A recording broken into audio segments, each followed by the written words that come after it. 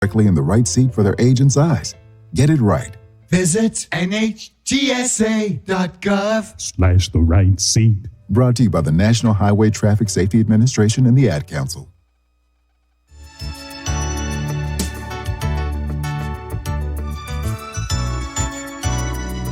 Welcome to Fight for Life, a pro-life radio show discussing the Ministry of First Choice Pregnancy Services here in Las Vegas. I'm Deborah, board member and executive director of First Choice Pregnancy Services. And I'm Jessica, logistics specialist at First Choice Pregnancy Services. We are ambassadors for the unborn. Welcome to the show. Good afternoon, Fight for Life friends. Thanks for joining us today. This is Jess and Celeste. We are your ambassadors on behalf of the unborn babies everywhere, and we're here to share insights and real-life stories of what we've experienced in this fight for life. We are kicking off our broadcast with a weekly update so you can stay connected to the First Choice Ministry and how many lives are affected by your support. From February 16th to February 23rd of 2023, First Choice provided 60 pregnancy tests and 56 ultrasounds to our clients. The patient we serve are mainly abortion-bound, but we serve women from all walks of life.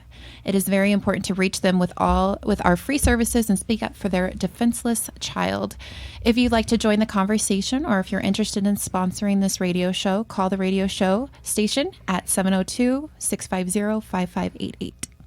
Today's guest is Kelly Quinn. We recently had Kelly on the air with us before the last elections, but I saw him pop back up this week as he went to speak against SB 131. Welcome back, Kelly. Thank you. Glad to be here. Amen. So can you tell us exactly what SB 131 is? It's a bill which allows more abortions and practitioners from other states coming here. It really does several different things, if you want to get into it right now or not. But yeah. It allows for reciprocity of providers coming to the state of Nevada with very little oversight and vetting of them to come here. It restricts the governor from what he's allowed to do. It restricts the regulatory agencies. It restricts the employees of those agencies as well from even picking up the phone and doing any kind of an investigation on some of these providers. And it also has the definition of the reproductive health care, quote unquote, and really expands, in my opinion, some nefarious opportunities for practitioners. What are some of the dangers that would come with the passing of SB 131?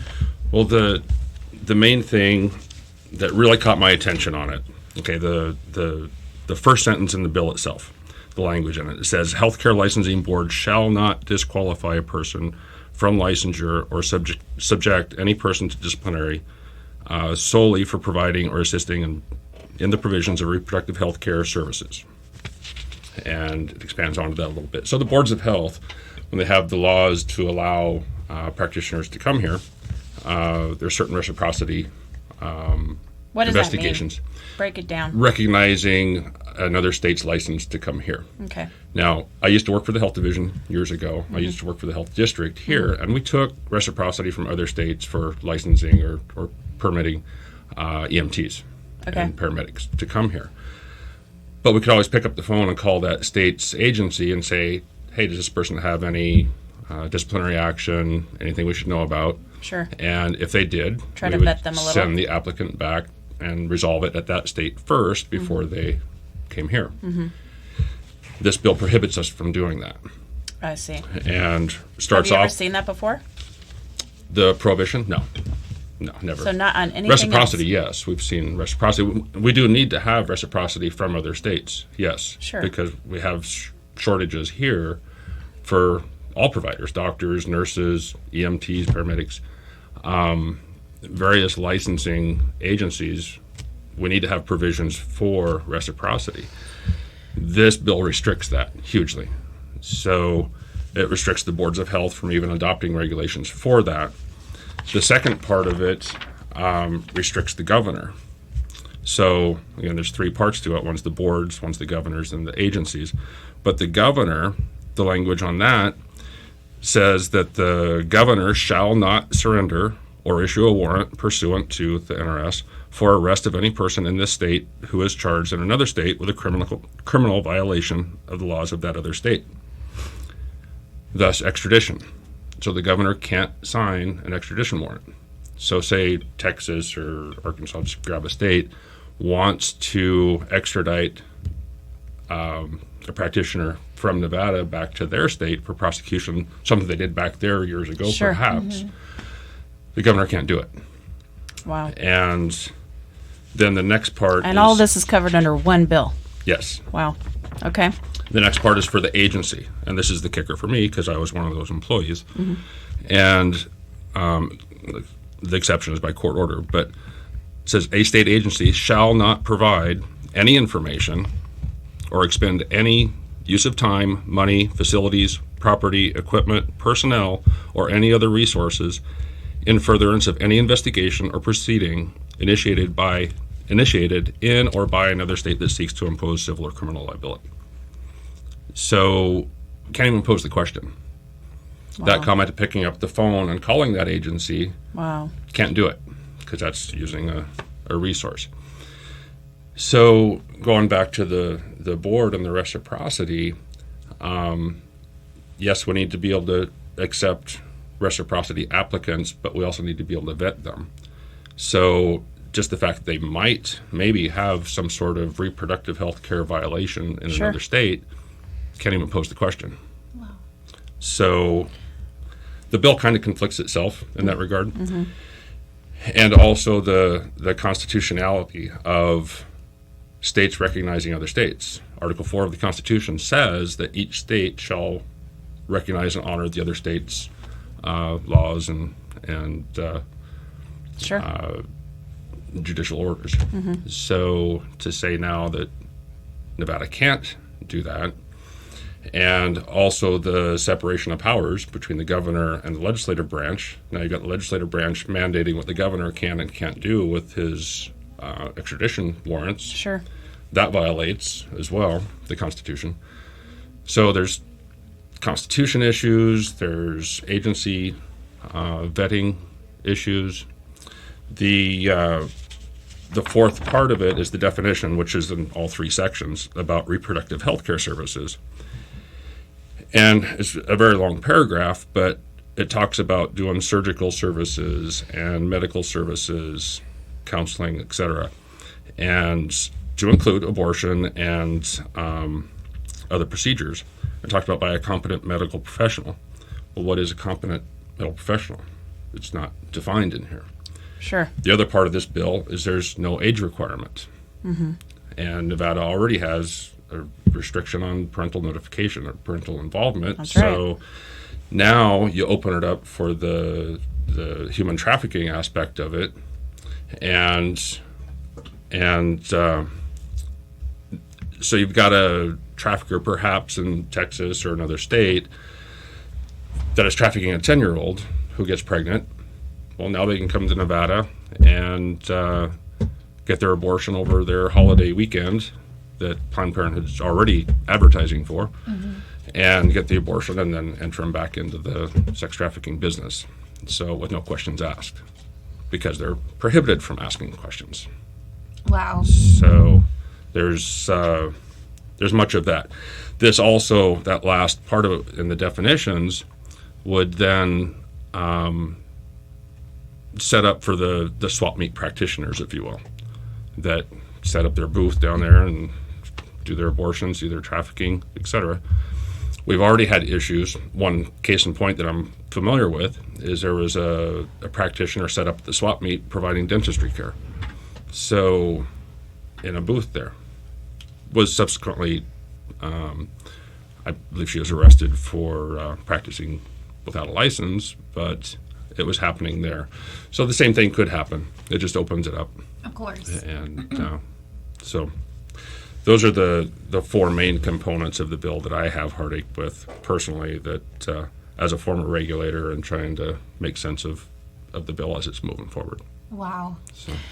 So I see what I am picking up from this is it sounds like they are trying to really equip Nevada to not only become an abortion sanctuary like California has done, but they're getting ready for the huge on-demand abortion, which is what California did as well. And that really upset me when all that happened. I'm sure there was an outpour of just righteous anger coming from those that live in California and all of us pro-life community that's watching it happen. And so there's some steps that we can take, right? How can we get involved? How can we get active in this? Celeste, you were there as well. You went to protest SB 131. What are some of the points that you made? Well, I went back to the Constitution, actually the Nevada Constitution. I went back to the bill that was just put into effect in November about the equality of rights. And it specifically mentions in that bill age. So I wanted to go before the members of the committee and letting them know about this bill and how, where it is undeniable, it's a fact and biologically undeniable that life begins at the moment of conception. And so if they're talking about age in this equality of rights bill that they just put in, well, there's an age that starts in the womb. So that's a breach of the Nevada Constitution right there. Also, too, of course, in our in the life and liberty as well in our Nevada Constitution. So I wanted to bring it back to the baby in this, because there was, there's talk with the woman and the abortionist and the medical, but I wanted to make it a point about the baby and being able to speak for them as well. So that was my biggest thing, as these magistrates that we're going up against realize, why they're actually in office to begin with, and it's to bring justice to the innocent and to establish justice in our state. Well, if you are just joining in, we are talking with Kelly Quinn and Celeste Parks about the SB 131 bill that is being proposed in order to protect abortionists and this Fight for Life. And so we are here on Fight for Life Radio. If you'd like to join the conversation, please call us 702-731-5588 or 702-650-5588 to join the conversation. You can also watch us live at kkvv.com. Kelly, what are some of the ways that we can get plugged in and get active? So right now, this bill, where it's at, is in Commerce and Labor. Mm-hmm. So it's already had the one hearing on it. When did they have this hearing? They had it on President's Day, right? Right. So, who was going to know to go there? How do we find out when they're going to hear bills like this and hear bills that pique our interest? Well, people really need to be involved and look at the legislation that's going through. One of the best sites I've found for it is the legislative website itself, which is leg.state.nv.us. And I'll repeat that again here in a minute. But when you get in there, you can search all the BDRs. Right now, there's over 1,000 of them. Mm-hmm. And you can keyword search them to whatever might interest you, whatever your profession is, etc. And I was looking just this morning about healthcare. Mm-hmm. It doesn't mention anything about abortion in it, but health, when you search health, there was 108 bills right now for health. Mm-hmm. And even this bill was listed as revises provisions related to the health of women or something like that effect. Well, that's because the left side is trying to pass abortion as health care, whether it be for life of mother, and they can even have that fall under mental health. And so they are trying to claim that to be health care to kill your baby, but we all know that it would only bring further health damage to that woman by going through with an abortion and killing her child, having that guilt and shame on her for the rest of her life. And we know that it's not actually health care, because health care would equal that there is health involved, and death does not equal health. Yeah. So as you get into that, though, and then you look at the BDRs, or the bill draft request numbers, And once the text is actually written for the bill itself, they'll put a link by the number, and it becomes an assembly bill or a Senate bill at that point. And then you can actually go in and see the actual text of the bill and find out what it's really about. So to get there, if you go to, again, to leg.state.nv.us, and there's a link on there for the Nevada Electronic Legislative Information System, or NELIS. And I encourage as many people as I can to sign up for that. And you just have to give them your name and an email, and they'll give you updates when that bill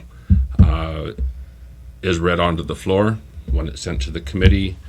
You'll get updates of committee hearings as it comes about, and you can track it all the way through. And for no cost, you can track up to 10 bills on this site. If you want more, if you're a lobbyist or whatever, you can pay for more, but you can get, any citizen can get 10 bills they can track free of charge. Okay. So do that, Great. please. Also on that section, each bill as it's coming forward, there's a link on the bottom that you can click on and provide comments. And that becomes part of the record then. Now, that's probably the easiest way of providing comment, but also on the legislative website, on the right-hand side of the page, you can look up and see who your representatives are. Okay. Each one of us have 2 representatives, one on the Senate side, one on the Assembly side. So everybody in the state of Nevada has 2 reps. So we should know who those are. So on the right-hand side, there's a link to look up your legislator, or what's my district, who's my legislator. You put in your address, and it'll tell you who your Senate representative is and your Assembly representative. Now, those are the ones representing you and your districts, both Senate and Assembly district. But you can contact anybody. And like this committee here, it's I believe it's a 5-3 committee, 5 Democrats, 3 Republicans, so 8-person committee.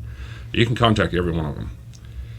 And I've been in contact with a few of them myself. But if we especially focus on the Democrat representatives, then and tell them that there's a lot of opposition to this and why, you can write an individual email. So when you go to that Who's My Legislator link, you can look and get a whole list, and it has their contact email, their contact phone numbers, etc.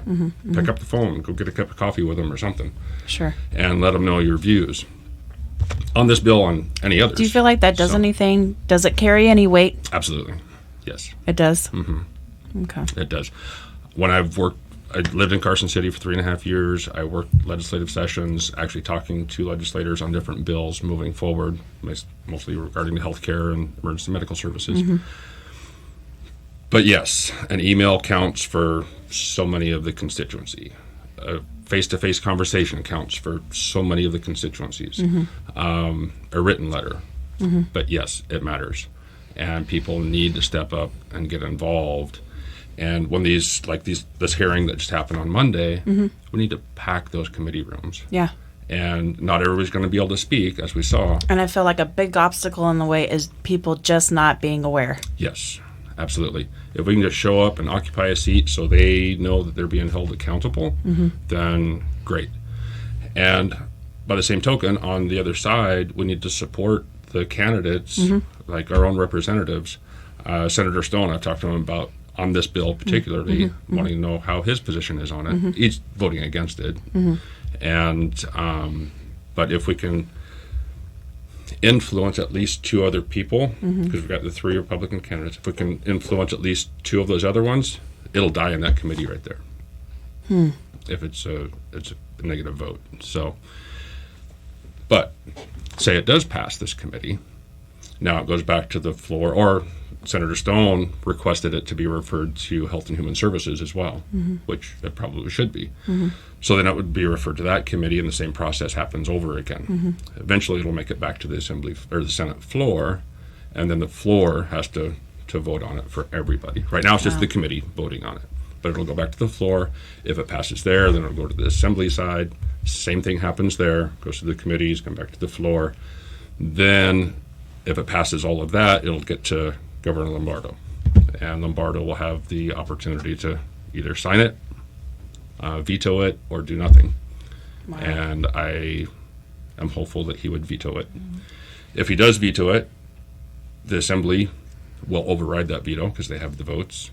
However, the Senate side does not have the votes to override the governor's vetoes. So that's where the governor's power really comes in to this. So Is being supported by the Senate.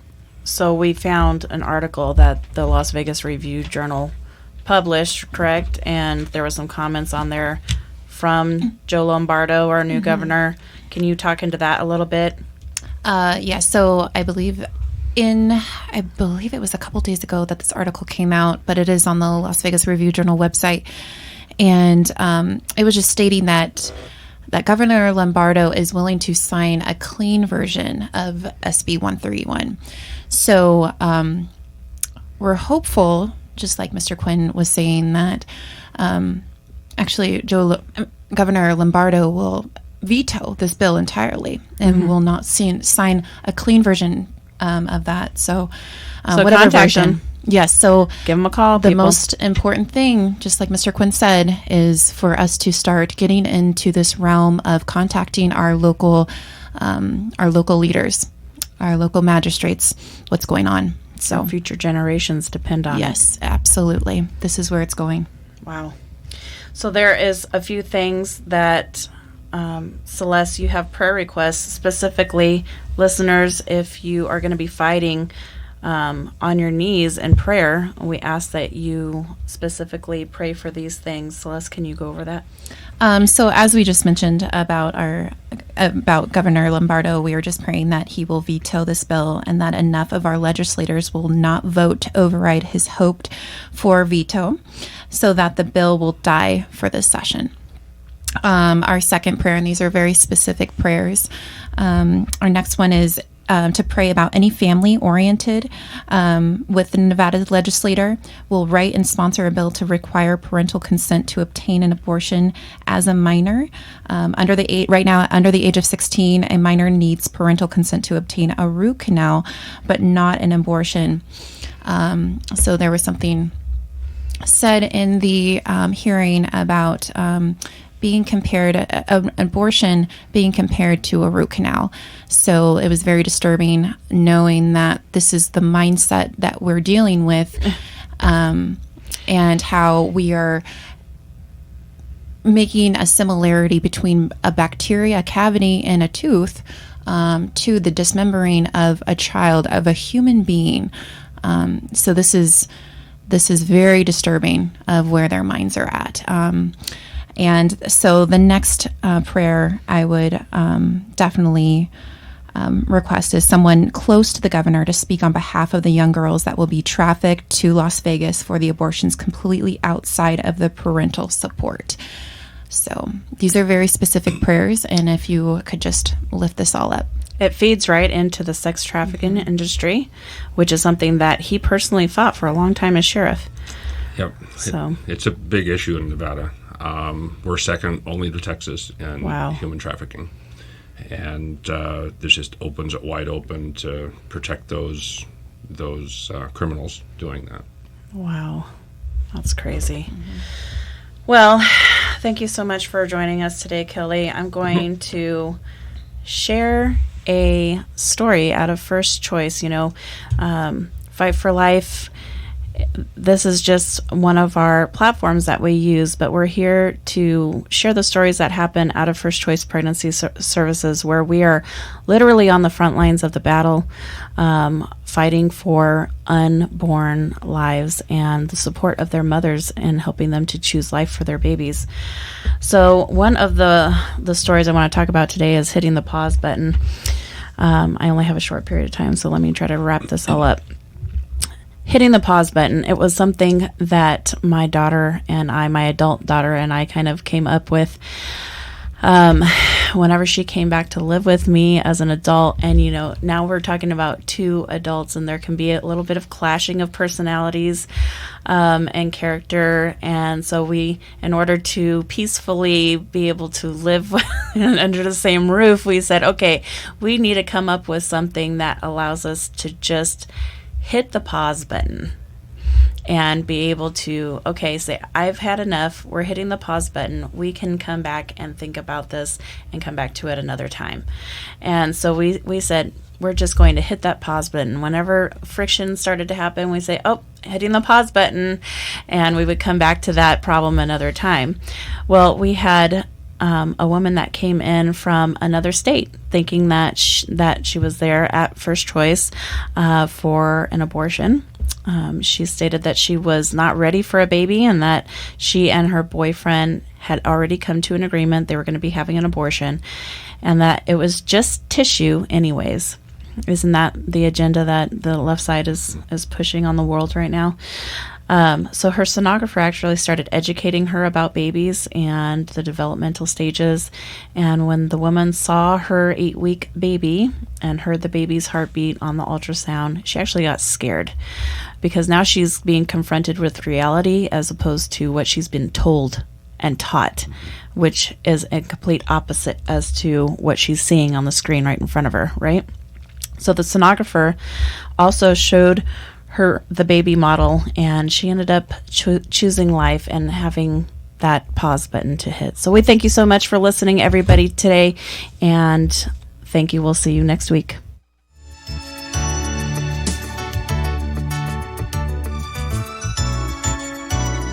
Thanks for joining your ambassadors for the unborn on the Fight for Life radio today and every Thursday on KKVV 1060 AM, the best news radio, the gospel airship. If you'd like to support the cause of saving unborn babies, or if you have a question you'd like us to answer on the air, go to fcpsfriends.org or call us at 702-294-CARE. Again, that number is 702-294-2273. On behalf of his little ones, thank you and God bless. From the Salvation Army, welcome to Heartbeat,